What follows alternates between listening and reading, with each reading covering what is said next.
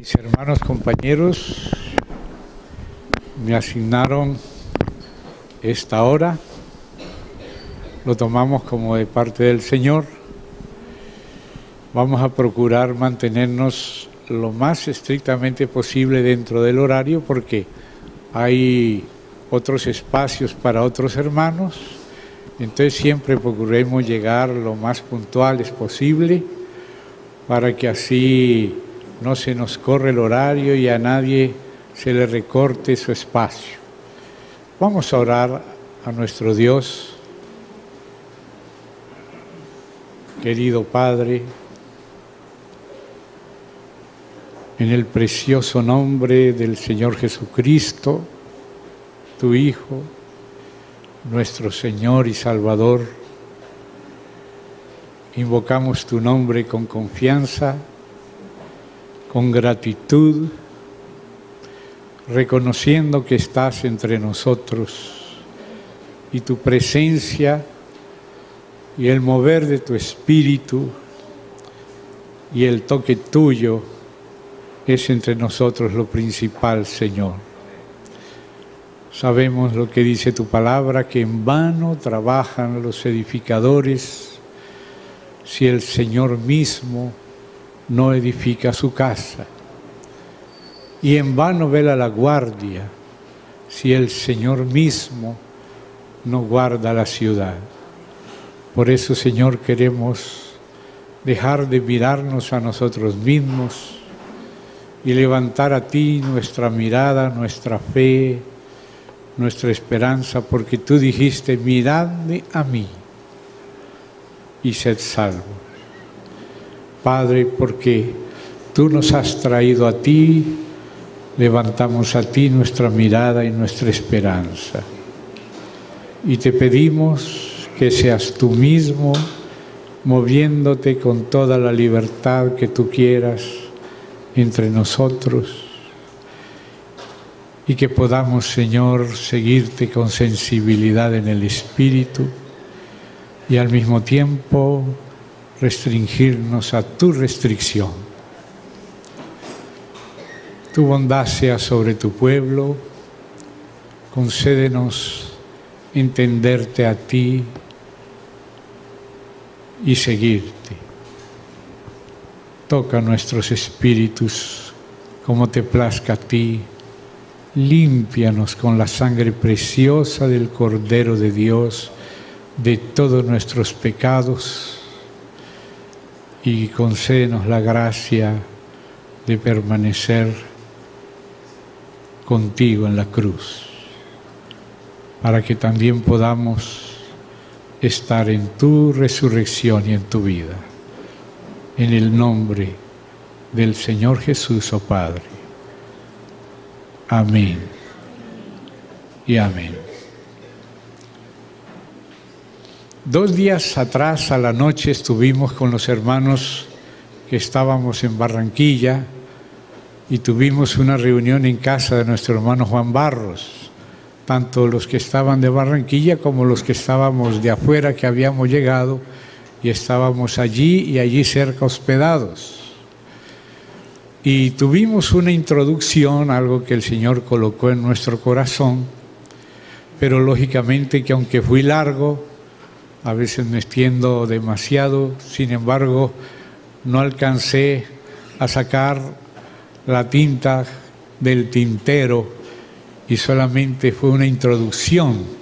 Y ahora me toca sacar la tinta que se quedó en el tintero, pero muchos no estaban allá, pero de todas maneras nuestro hermano Pablo David y Héctor, nuestros hermanos, grabaron, y los que quieran tener esa introducción la pueden tener si consultan con los hermanos, o creo que ya le están subiendo a internet.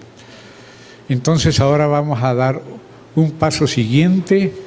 Yo sé que hay hermanos que vienen de más atrás, para los cuales estas cosas ya son una posesión permanente y seguramente una experiencia continua, pero también hay hermanos nuevos. Gracias a Dios, agradecemos que el Señor está trayendo a más y más hermanos, y hay también una multiplicación de los jóvenes Entonces tenemos que tenerlos en cuenta a ellos y ir al paso de ellos, como Jacob hacía cuando iba al paso de las mujeres, de los niños, de las ovejas recién paridas.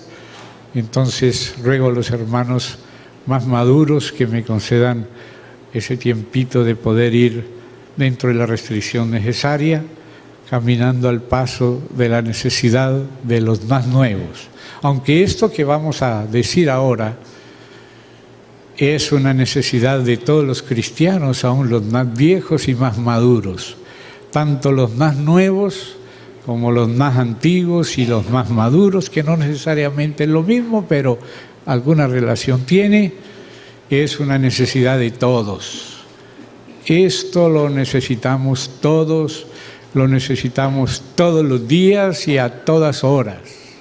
Por lo tanto, vamos a estar viendo algún énfasis que el Espíritu Santo ha hecho varias veces ya a través de diferentes y amados hermanos en distintas épocas de la Iglesia, y como el Evangelio es el mismo, no cambia, aunque lo vamos entendiendo en la medida que avanza el Espíritu en la enseñanza de la Iglesia, lo vamos entendiendo de a poquito, cada vez mejor, pero sí es necesario que lo entendamos lo más pronto posible desde el principio y lo practiquemos de la gracia de Dios todos los días.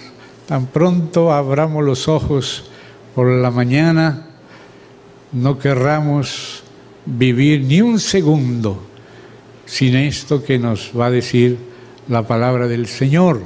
Y voy a empezar por el libro de los Hechos de los Apóstoles, con el mensaje inaugural del apóstol Pedro en el día de Pentecostés. No voy a leer todo el mensaje, sino la parte esencial. Capítulo 2 del libro de los Hechos de los Apóstoles, que es el segundo tratado que escribió Lucas. El primero fue el Evangelio y el segundo fue Hechos. Y varios creemos también que Hebreos, que es posterior, le pertenece también a Lucas, pero por lo pronto vamos a Hechos de los Apóstoles.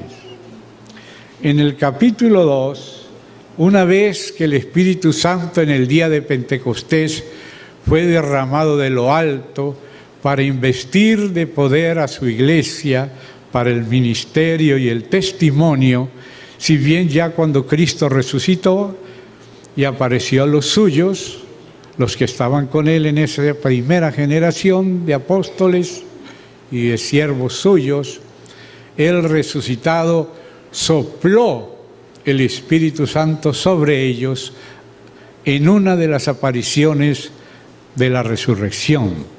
Y después vino el soplo potente del Espíritu en el día de Pentecostés. Son dos aspectos de la obra del Espíritu Santo. El primero tiene que ver con la regeneración de vida, porque Jesús les había dicho a los apóstoles que Él estaba con ellos, pero que cuando Él se fuera, vendría el Espíritu Santo, y ahora entonces Él estaría en ellos. En el Antiguo Testamento había la visitación del Espíritu Santo sobre las personas, aún sobre el vientre de Juan el Bautista, cuando estaba en el vientre de su madre Elizabeth, cuando María fue a visitarla estando Elizabeth de 6 meses de gravidez. Allí al llegar María y saludar a Elizabeth, el niño, el propio que había de ser el gran profeta, que Jesús consideró el mayor de todos los nacidos de mujer, Juan el Bautista, no se nos cuenta de ningún milagro, su periodo de ministerio fue corto, no fue tanto como el de Moisés y como el de otros profetas. Sin embargo, Jesús dijo que entre los hombres nacidos de mujer no había otro mayor que Juan. Y realmente, si ustedes ven La visión que tenía Juan acerca de Jesús hasta hoy nos deja maravillados. Él identificó a Jesús como el Cordero de Dios.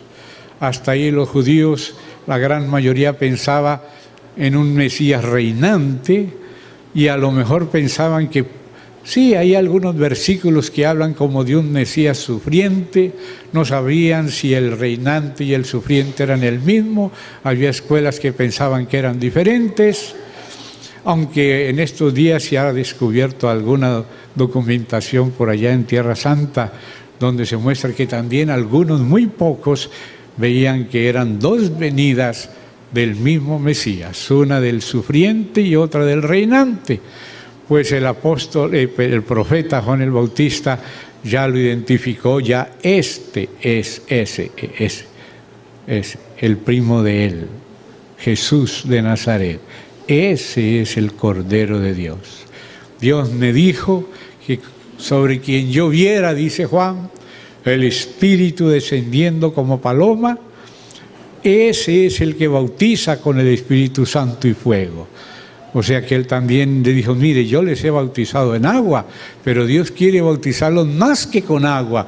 Y ese Cordero de Dios es el que los va a bautizar con el Espíritu Santo. Cosas que apenas los profetas, Joel y por ahí en algunos otros lugares de Jeremías, de Ezequiel, ahora Juan lo está viendo en su propio tiempo. Y lo está identificando, y lo identificó también como el esposo de la esposa, como el rey del reino. La visión que tuvo Juan acerca de Jesús a veces es mayor que las que muchos tienen hoy.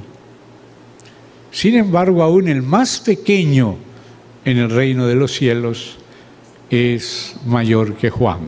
Pero Juan fue el que Dios usó para hacer la transición del Antiguo al Nuevo Testamento. Y por eso cuando Marcos dice principio del Evangelio, no comienza hablando de Jesús, aunque Él es el principio de todo, pero comienza hablando de Juan, a quien Dios quiso que le preparase el camino.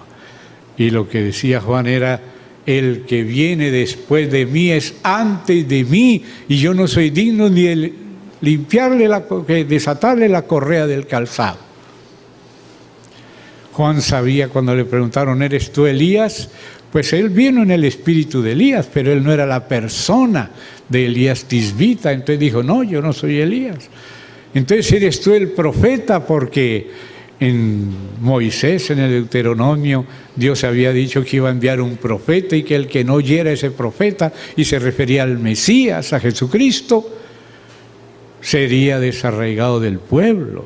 Pero Juan reconoció, no, yo no soy ese profeta. Y algunos pensaban que él era el Cristo, y él decía, no, yo no soy el Cristo.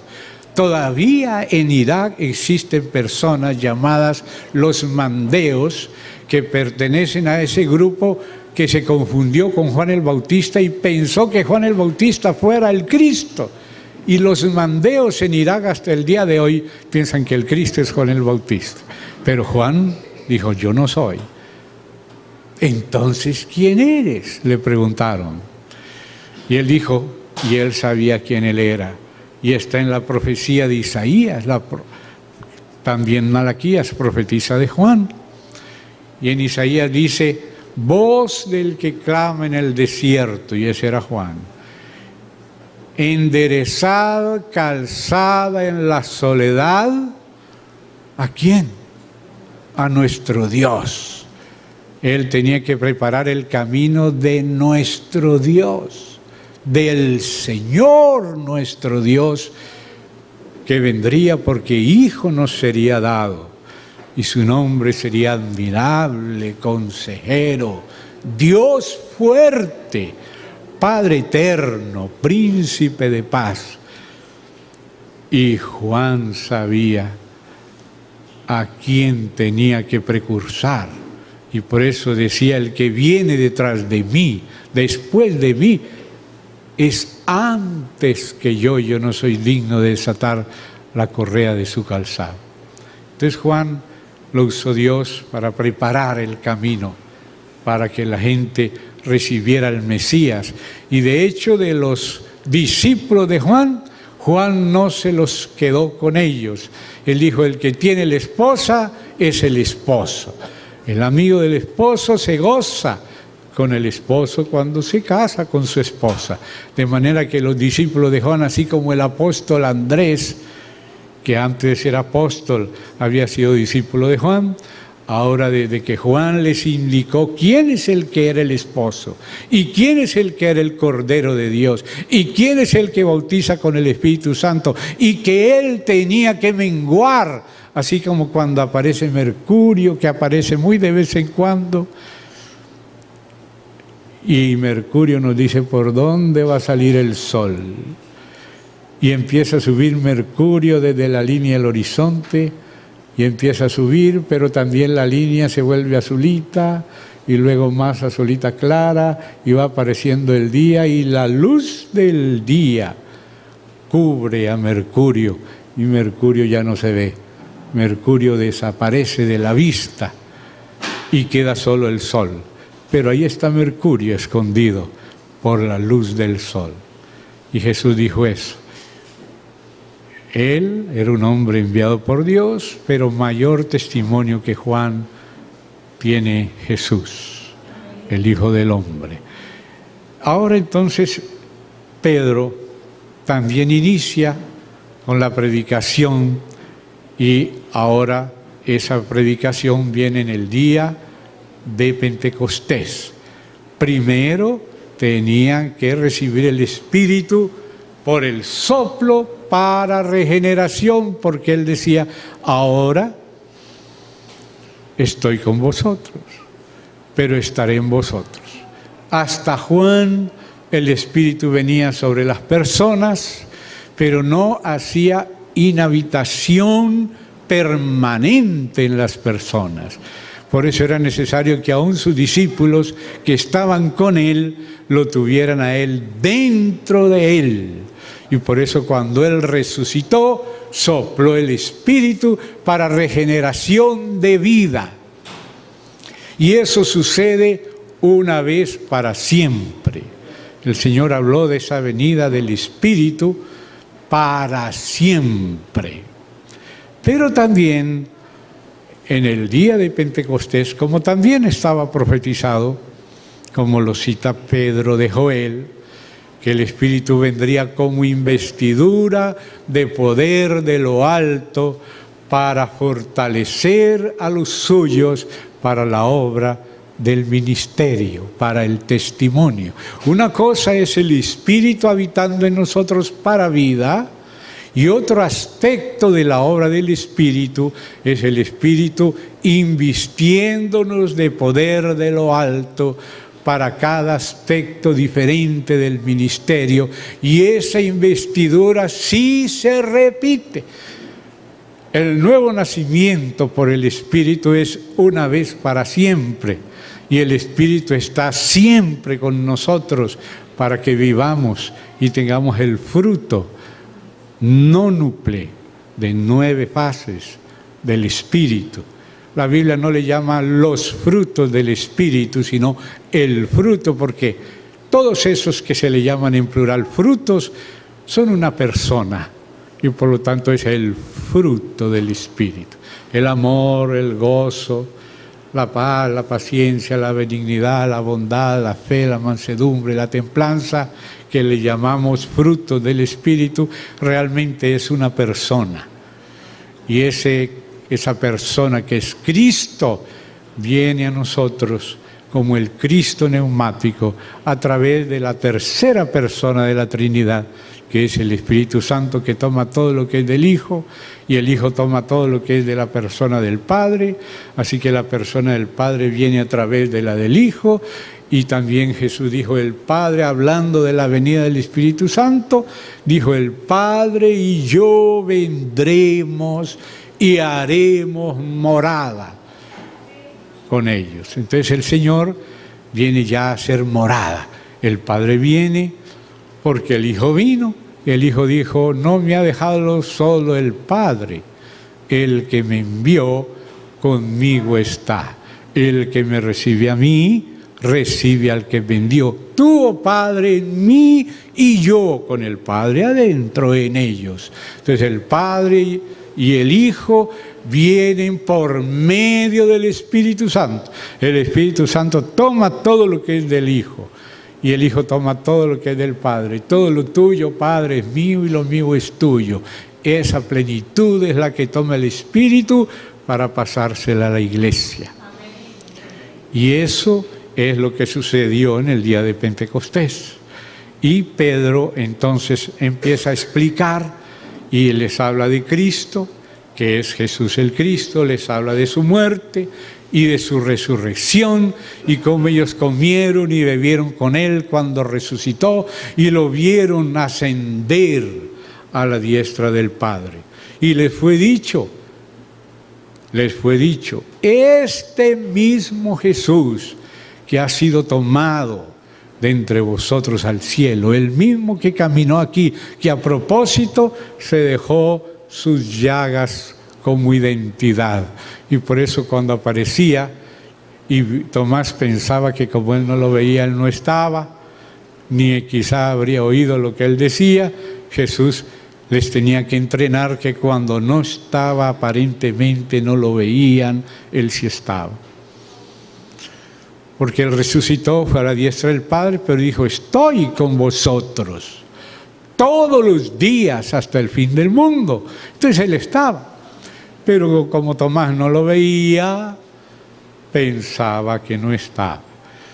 Y cuando apareció de nuevo, ahora sí estaba Tomás, dijo, Tomás, ven acá, trae tu mano y ponla en mi costado, trae tu dedo, ponlo aquí en mis llagas y no seas incrédulo. Incrédulos son los que piensan o sienten que Él no está y de esa manera es que se le provoca cuando decimos, pero ¿será que va a poder proveer carne para toda esta multitud? Como si Él no fuera Dios, si Él hizo toda carne. ¿Cuántas bandadas de peces andan por aquí, por allá, por el mar, y de aves por los cielos, y de manadas por la tierra? Y Él hizo todo eso. Trajo un montón de aves que cayeron exhaustas en medio del campamento de ellos, cuando ellos decían, pero ¿será que va a poder proveer carne para tantos? Y ahí comieron carne hasta que se enfermaron, porque Dios fue provocado por la incredulidad que dice, ¿será que Dios va a poder ayudarnos? ¿Será que Él está entre nosotros? Y Dios estaba enseñándole a Tomás, de que Él sí está. Y que bienaventurados más que los que lo vieron, son los que le creen sin haberlo visto. Eso es considerado por Dios más bienaventurado. Nosotros quisiéramos ser de los que lo tocaron, pero como dice Pablo, de aquí en adelante a nadie conocemos según la carne. Y aún si a Cristo lo conocimos según la carne, ahora ya no lo conocemos así, aunque Él sigue en carne. Él es un hombre. Jesucristo, hombre, es el único mediador entre Dios y los hombres que está a la diestra del Padre, pero por medio de su Espíritu, Él está con todos nosotros y Él puede acompañar a todos. Pero antes de anunciarles lo del Espíritu, tuvo que anunciar otra cosa fundamentalísima antes, que también necesitamos como al Espíritu. Entonces aquí, después de que les predicó, les dice, al terminar esa predicación, en el capítulo 2, les voy a leer en el versículo 36. Sepa pues ciertísimamente toda la casa de Israel que a este Jesús a quien vosotros crucificasteis, Dios le ha hecho Señor y Cristo. O sea, Jesús es el Señor y Jesús es el Cristo. Jesús es el Hijo del Dios viviente. Esa es la confesión de la Iglesia. Entonces dice, al oír esto se compungieron de corazón y dijeron a Pedro y a los otros apóstoles: varones hermanos, ¿qué haremos? Y ustedes saben una cosa, generalmente estamos acostumbrados que para merecer algo de Dios somos nosotros los que tenemos que hacer primeramente algo. Y Dios sabe cómo somos. Ya lo mismo le habían preguntado a Jesús cuando estaba aquí en los días de su carne. ¿Qué debemos hacer para poner en práctica las obras de Dios? Nosotros los seres humanos queremos ser muy prácticos, pero la respuesta del Señor es todavía más práctica. Y lo que el Señor le dijo, ellos preguntaban qué ellos debían hacer para ellos poner en práctica las obras de Dios. Pero las obras de Dios las tiene que hacer Dios. Lo que nosotros hacemos es la obra nuestra, a menos que las hagamos en unión con Cristo y según Cristo. Entonces el Señor les dijo: esta es la obra de Dios, que creáis en el que Él ha enviado. De balde nos vamos a poner a hacer cosas movidos por una necesidad, sin conocer la realidad, lo que San Pablo explica en Romanos que le acontecía a los judíos. Dice: yo les doy testimonio de que ellos tienen celo de Dios, pero no conforme a ciencia, porque ignorando la justicia de Dios, que es lo que Él hizo por nosotros en Cristo y lo que nos da por el Espíritu, ignorando la justicia de Dios, y queriendo establecer la suya propia, que es diferente a la de Dios, no se han sujetado a la justicia de Dios por querer basarse en su justicia propia. Y por eso la pregunta: ¿qué debemos hacer nosotros para nosotros poner en práctica la obra de Dios? Y la respuesta es: lo que ustedes tienen que hacer es creer en el que Dios envió. Y claro que si Dios no envía y si Dios no habla, nadie va a poder creer por sí solo, porque la fe viene por el oír la palabra de Dios. Nosotros estamos muertos en delitos y pecados, y Jesús dijo: viene la hora, y es ahora ya, desde que Él llegó en la primera venida, y ahora es en que los muertos, y ese éramos todos nosotros, y los que le oían, y los religiosos y todo, incluidos los profetas, incluido Juan el Bautista, incluida María, a quien también el ángel Gabriel le tuvo que decir: Dios te salve, María. También María necesitaba ser salvada. Y por eso los muertos éramos todos los hombres. Y Jesús, cuando vino, dijo: viene la hora, y ahora es. Esa era la hora. Ahí comenzó esa hora en que el Hijo del Hombre va a hablar su palabra a los muertos. Los muertos oirán la voz del Hijo del Hombre. Y los que la oyeren, ese oír y oír son dos oír. El primer oír es apenas físico, pero el verdaderamente oír es entender y creer.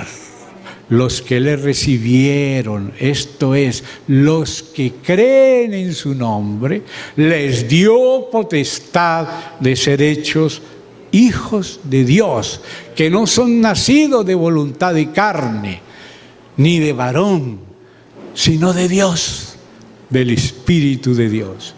Entonces es la hora en que los muertos oirán la voz del Hijo de Dios, y los que la oyeren vivirán con vida eterna, con vida divina, porque la palabra vida para el cuerpo es bios, de donde viene biología, o psique, de donde viene psiquis o psicología, la vida del alma, pero la vida divina, la vida eterna, la vida de la naturaleza divina, es la vida de Dios, se dice Zoé, y a esa es a la que se está refiriendo.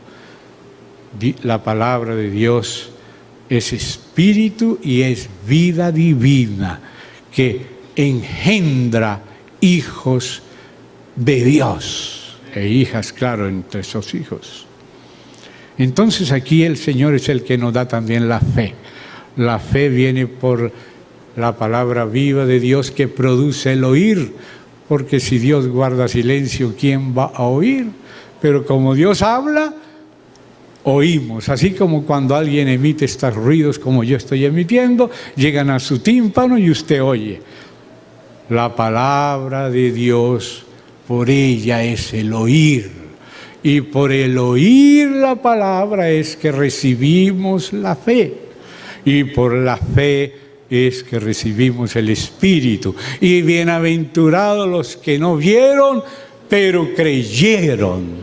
Porque el que oye mi palabra y cree al que me envió, tiene vida eterna.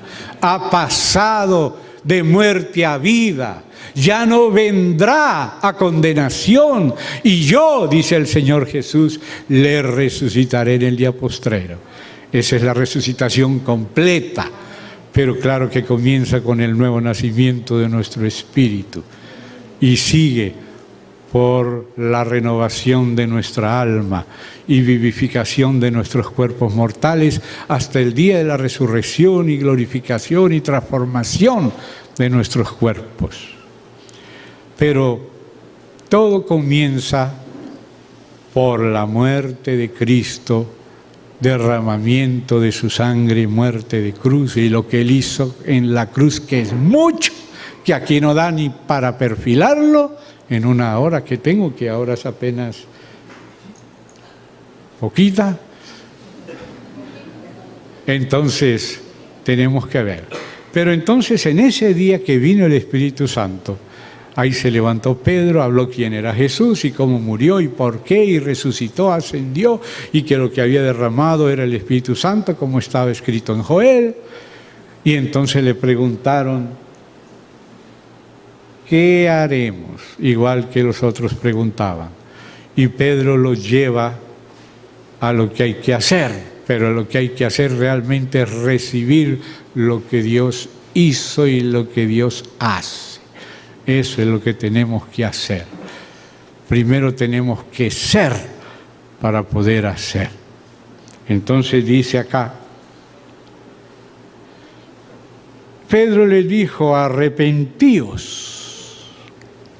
Claro, uno piensa que el arrepentimiento es algo que nosotros hacemos, porque a veces hemos considerado la palabra arrepentíos como si fuera una especie de penitencia, que nosotros tenemos que rezar unos cuantos Padres Nuestros para poder merecer la absolución de Dios.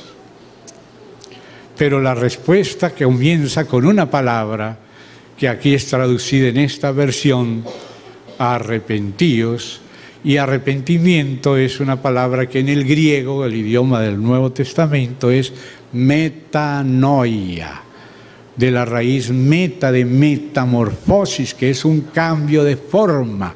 Pero aquí no es todavía un cambio de forma, eso viene como consecuencia de otro cambio, que es el de nous, de ahí viene la palabra noia, cambio de mente, cambio de manera de ver las cosas, cambio de paradigma. Ya no vemos las cosas de nosotros mismos según nuestra propia oscuridad, según nuestra propia prudencia, que es imprudencia. Dice, hijo mío, no te apoyes en tu propia prudencia, sino apóyate, fíate, confíate en Yahvé, en Jehová, y Él enderezará tus veredas. O sea que ese cambio de paradigma significa fe en el Señor, confiar en Él y no más en nosotros. Eso fue uno de los ejemplos que Dios nos dejó con Job. Job discutió 38 capítulos con sus amigos y parecía que Job estaba contra Dios y los amigos de él estaban defendiendo a Dios. Pero al final Dios le tuvo que decir a los amigos, ustedes no hablaron de mí lo recto, como mi siervo Job, así que vayan y pídale a Job que ore por ustedes para que yo no tenga que tratarles afrentosamente, porque ustedes afrentaron a Job y yo tendría que corregirlos. Pero si ustedes le piden a él que ore y ustedes reconocen que no me representaron fielmente, entonces yo también voy a pasar por alto, si reconocen su falta con Job. Y dijo: vosotros no habéis hablado de mí lo recto como mi siervo Job. O sea, Dios consideró que el que habló lo recto fue Job. Pero ¿qué fue lo que habló Job? Lo último, porque la última palabra es la que resume la realidad de la vida. Y lo que habló Job es todo lo otro que yo hablaba hasta aquí. Yo hablaba lo que no entendía. Cosas demasiado maravillosas para mí que yo no comprendía.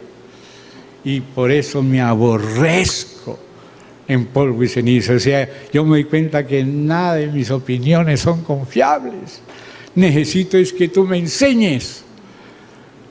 Dios, antes de esperar que tú tengas todas las correcciones o yo teológicas, lo que quiere es que estemos abiertos a la corrección constante de Él y aprender de Él constantemente y preguntarle a Él y esperar en Él. Señor, yo te voy a preguntar y tú me vas a responder. Y eso fue lo que Dios consideró lo recto.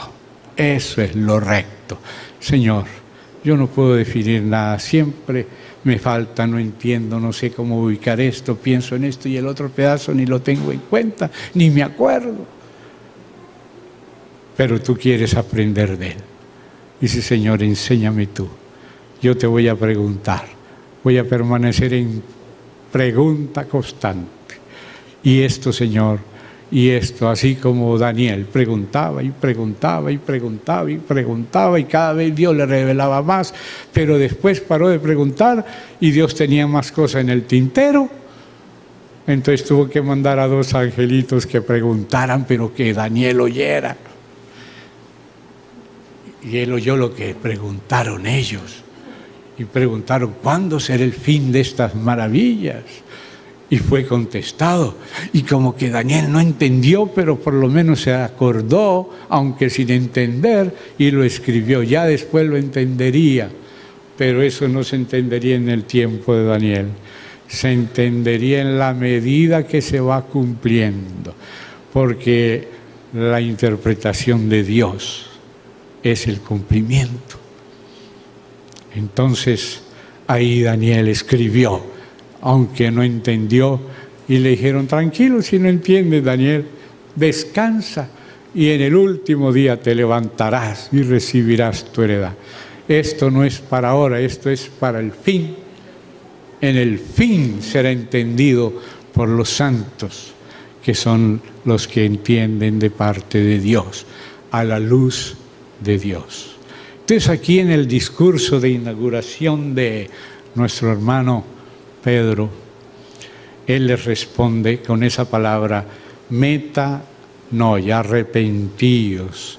Es decir, cambien su manera de ver las cosas, déjense iluminar por Dios, que Él les muestre cómo son las cosas y que Él se las vaya enseñando. O sea, esa palabra arrepentíos tiene que ver primeramente con la luz de Dios, con la iluminación del entendimiento.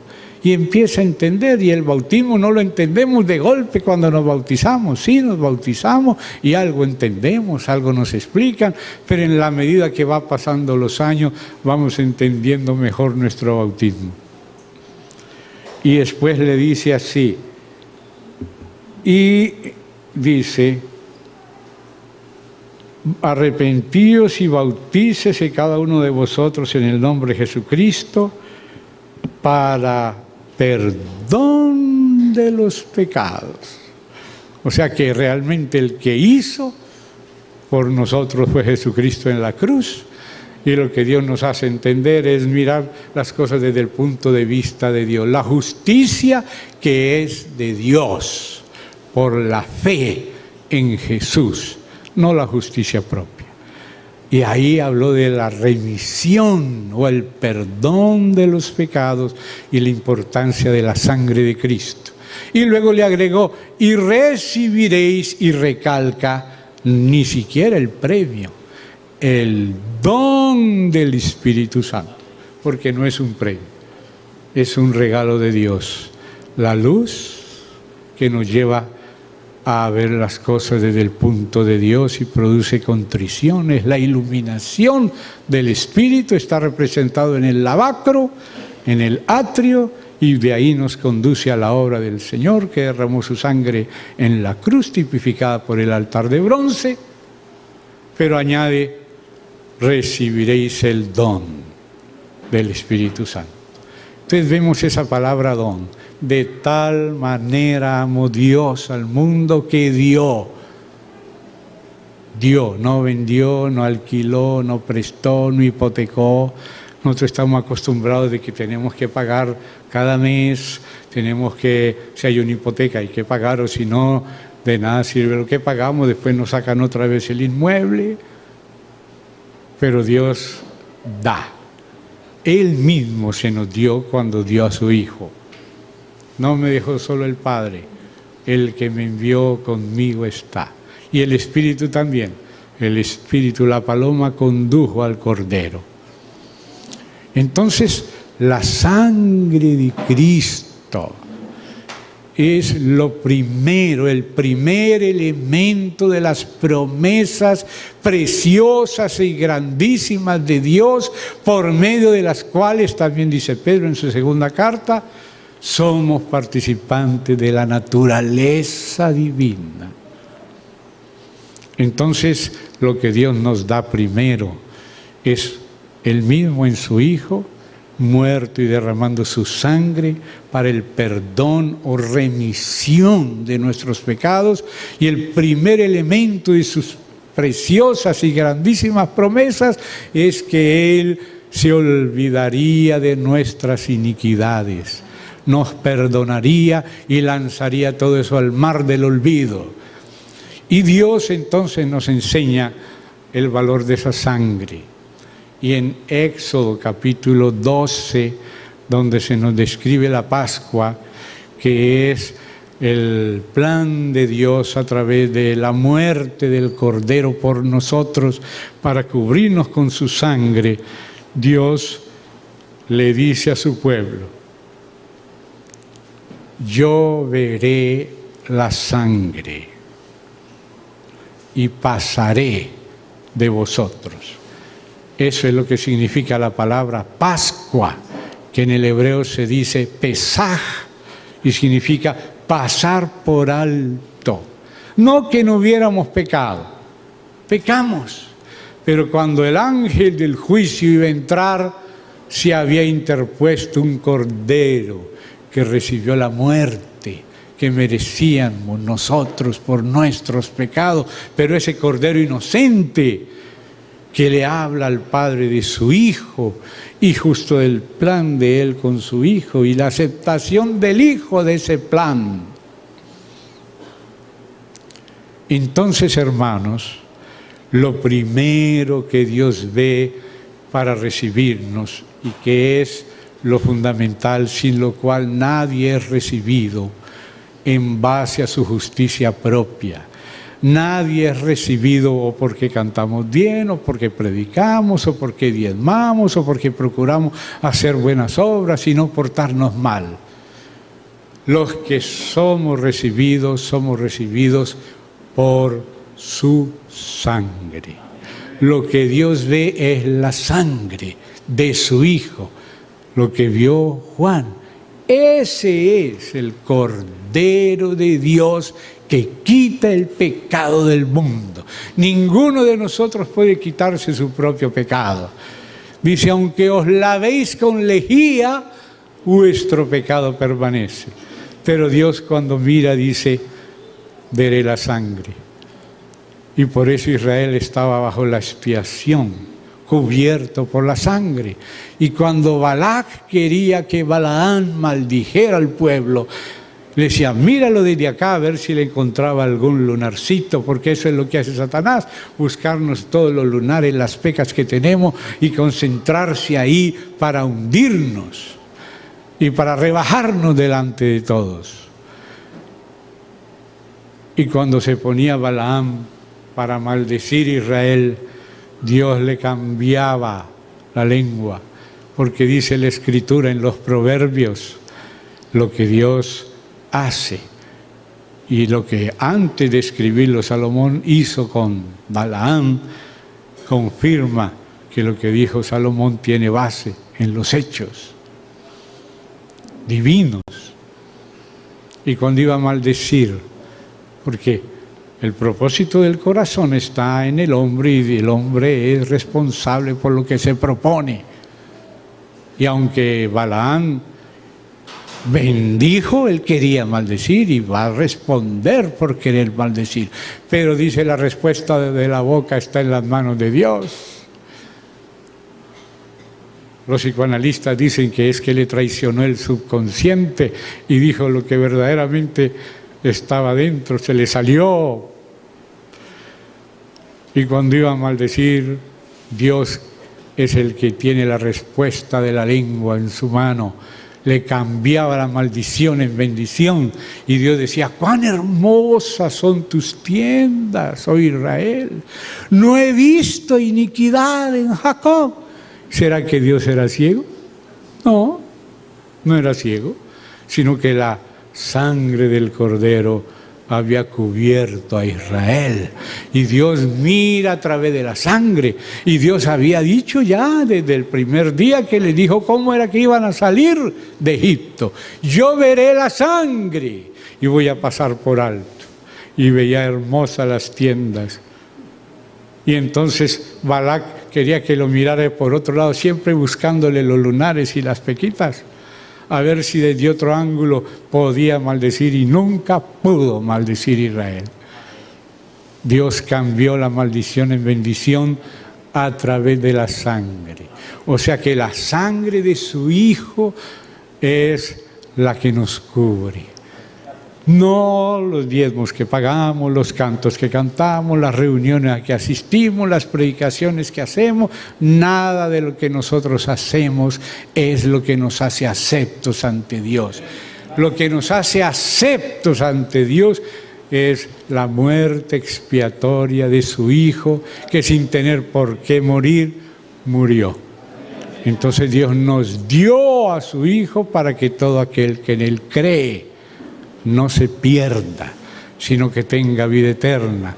Así que podemos haber pecado, pero si reconocemos nuestros pecados desde el punto de vista de Dios, le llamamos a las cosas como Dios las llama, que eso es el arrepentimiento, ver desde el punto de vista de la luz divina. Y entonces también el lavacro te conduce, porque Dios te concede el arrepentimiento cuando te da luz. Ese es el trabajo del Espíritu Santo. El Espíritu Santo convence al mundo de pecado, pero también de justicia, la justicia del Evangelio, la justicia de la fe y de juicio. El que cree no es condenado, pero el que no cree ya ha sido condenado porque no ha creído. Entonces, hermanos, la sangre de Cristo es la que nos limpie todo pecado, y eso es lo que Dios dé. Nunca tenemos que venir a Dios basado en algo diferente a la sangre de su Hijo Jesucristo. Y voy a pedirles que lean conmigo en Hebreos, en el capítulo 9, versículo 14, un segundo aspecto al que se dirige la sangre del Señor. Cuánto más la sangre de Cristo, cuánto más que la de los machos cabríos y becerros, etcétera, que apenas eran una figura que cubría, pero ahora no solo cubre, sino quita. Y dice, el cual, o sea, Cristo, mediante el Espíritu eterno, y aquí vemos que el Espíritu es eterno, por lo tanto el Espíritu también es Dios con el Padre y el Hijo. O sea, mediante el Espíritu eterno se ofreció a sí mismo sin mancha a Dios. Limpiará vuestras conciencias de obras muertas para que sirváis al Dios vivo. Porque cuando tenemos la conciencia acusada, ya no tenemos fuerzas de servir al Dios vivo. Cuando sabes que el Señor te ha perdonado, que has sido justificado y tienes la alegría y la paz con Dios de la justificación, tienes ánimo para testificar acá, para hablarle al otro y al otro. Pero si estás con acusación, como dice San Juan en su carta, mayor que nuestro corazón es Dios. Si nuestro corazón nos reprende, mayor que nuestro corazón es Dios, que es muchísimo más santo que nuestro corazón. Pero aún así un corazón a veces tan engañoso, aún nos reprende. Entonces aquí dice otra dirección en la que se aplica la sangre de Jesucristo, tu conciencia. Dios ve la sangre y Dios sabe lo que hizo su Hijo. Y sobre la base del amor de Dios y de Cristo, que también es Hijo, Dios con el Padre, sobre esa base Él nos perdona. Sobre la base de Jesucristo somos aceptos, no sobre otra base. Nunca busques en ti alguna base para ser aceptado por Dios. Dios te conoció que recibirías a Cristo. Y sobre la base de Cristo, Él te recibe, te acepta, te perdona. O sea, la sangre limpia lo viejo. La cruz termina con el pecador. Pero el Espíritu viene de la resurrección de Cristo. Hay provisiones de la cruz y provisiones de la resurrección y ascensión. Y es porque Él resucitó y ascendió que derramó el Espíritu. Cuando resucitó lo sopló para regeneración y cuando ascendió lo derramó para investidura constante de poder según las necesidades del ministerio y del testimonio. Entonces, cuando vino el día de Pentecostés, eso se repite. Varias veces fueron llenos del Espíritu cuando había necesidad. Porque el Espíritu te inviste de poder cada vez que lo necesitas, pero a la vez Él vive en ti y te da vida para siempre. Él viene para hacer nuestra vida y cuando hay que ser revestidos para ministerio y para testimonio, esa es la investidura de poder de lo alto. Dos aspectos de la obra del Espíritu. Uno que se repite y otro que es permanente y para siempre. El primero, el soplo del Señor para regenerar la iglesia, cada uno de los suyos. Y la venida del Pentecostés, que después vino otra vez en casa de Cornelio y vino otra vez en otras partes, llenando del Espíritu Santo a los suyos cuando se necesita, ya sea para echar demonios o ya sea para predicar, ya sea para orar por los enfermos, es decir, Él vendrá sobre nosotros cada vez que lo necesitemos y debemos ser conscientes de esa necesidad, de que nada de lo que hagamos sin su ayuda tiene valor, que necesitamos depender de su gracia, mirar a Él. Entonces, esas dos cosas, primera, no solo esto, pero esto es lo que todos, nuevos y viejos, necesitamos siempre, la sangre de Cristo y el Espíritu de Cristo. Y las dos cosas son de la gracia de Dios. Nada lo merecemos, nada podemos pagar por su sangre, nada podemos pagar por su Espíritu. ¿Cómo se le ocurrió a Simón el mago pretender comprar el don del Espíritu Santo para luego él hacerse el poderoso? Y Pedro le dijo que el Señor no estaba con eso, que su dinero pereciera con él, porque pensó que el Espíritu Santo se podía comprar. Hermano, lo más precioso y lo que es nuestra necesidad vital cada día, seamos nuevos o viejos, es esa sangre y ese espíritu, la sangre de Cristo y el espíritu de Cristo. Él prometió, por esa sangre, limpiarnos de nuestros pecados, sepultarlos, olvidarlos, echarlos en el mar del olvido y Él ya no se acuerda. Y ahora quiere que tú también, como leímos en Hebreo, tengas una conciencia limpia. Porque si de corazón reconociste tus pecados y el Señor de corazón te perdonó, ahora el Señor quiere, el diablo no. Y a veces algunos inclusive hermanos tampoco quieren, pero Dios quiere que te perdones a ti mismo por la sangre de Cristo, porque Él te perdonó. A veces tú no quieres aceptar ese perdón, consideras que es tan imperdonable lo que hiciste que te haces inútil para servir a Dios y te quedas en un rincón lamentando cuando el Señor te dice, levántate. Es como un niño que se tropezó, se cayó, el padre le va a caer con fuete. No, hijo, levántate, levántate. Así es el Señor. Él sabe que tú no quieres porque tú eres de Dios. Te aborreces como se aborreció Job. Pero el Señor te dice, levántate. No hizo así, ya estoy terminando. Ya aquí me faltan 5 minutos. El mío está adelantado. Ya estoy en el punto, pero sé que tengo 5 más. Cuando le trajeron al paralítico por el techo que destecharon, porque estaba tan llena la casa, y ellos querían, era la sanidad corporal, física. Pero Jesús conocía algo más profundo. Si lo hubiera sanado sin haberlo perdonado, entonces Él se levantaría para seguir pecando y volver a ser otra vez enfermo y paralítico, porque el pecado nos paraliza. Entonces Jesús sí sabía lo que Él necesitaba primero. Y aunque no le pidieron eso, le pidieron fue salud física. A veces nosotros venimos a Dios que nos dé salud, que nos dé trabajo, que nos dé dinero, que nos dé buena suerte, salud, dinero y amor, caso, carra y beca, todas esas cosas pedimos. Pero Jesús sabía que la necesidad primera era hijo. ¿Sabe por qué le dijo hijo? Porque demostró fe en Él cuando se permitió ser descolgado a sus pies.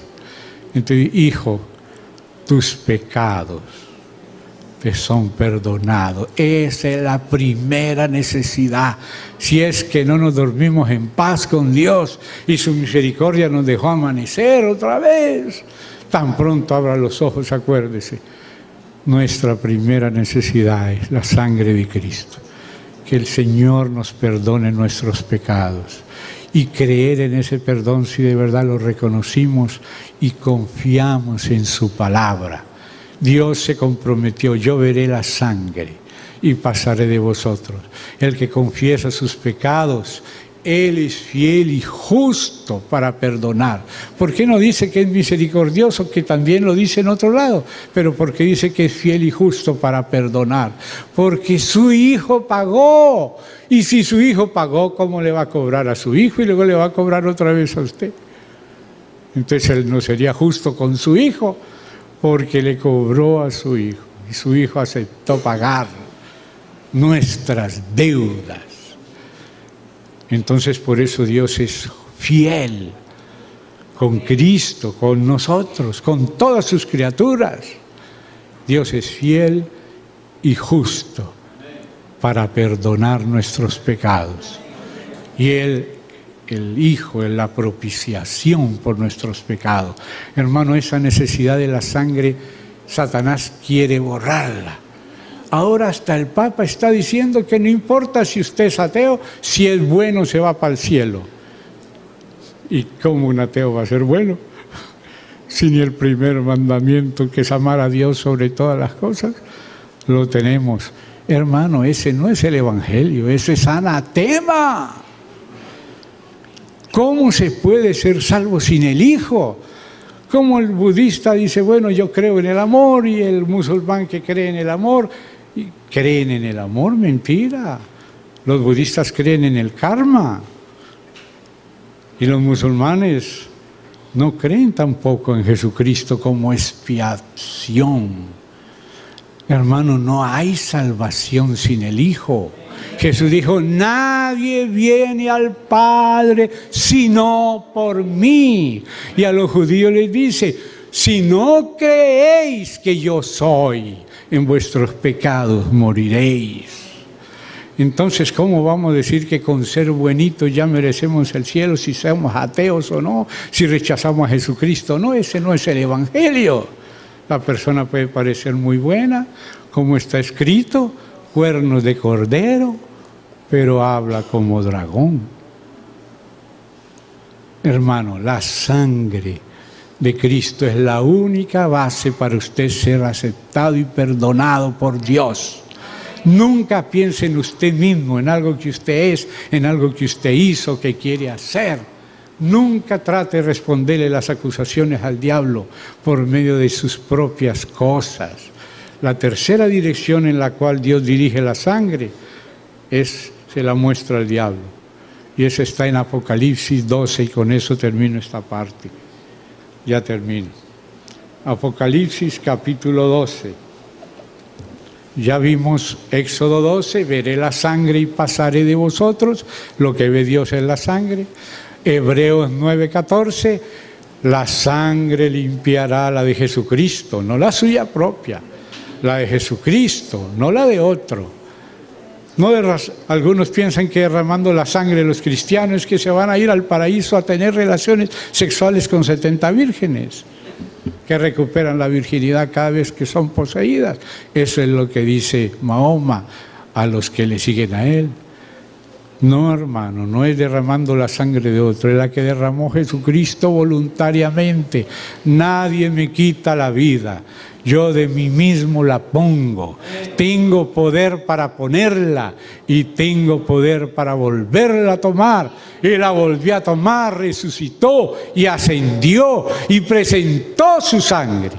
Eso es lo único que nos abre la puerta y eso es lo único firme que afirmará también tu corazón y afirmará tu conciencia.